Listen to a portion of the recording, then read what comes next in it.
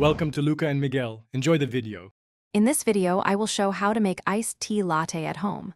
Start by brewing a concentrated black tea and chilling it quickly. Combine chilled tea with cold milk and sweetener to taste, stirring gently to avoid foam. Taste and adjust sweetness, then pour over plenty of ice for a crisp finish. Enjoy this refreshing, creamy drink anytime you want a chilled tea treat. Select a bold tea base, such as Assam or English breakfast, to stand up to milk and ice. Prepare a simple syrup by heating equal parts sugar and water until dissolved, then cool.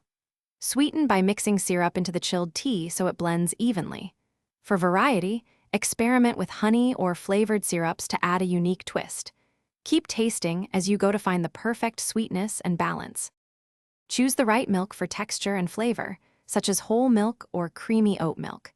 Chill and optionally froth or shake the milk to create a light, airy layer that complements the tea.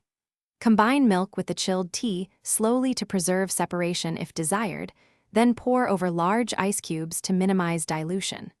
Small adjustments transform the mouthfeel and create a professional-style ice. Thanks for watching and please subscribe. It's the best investment you'll ever make.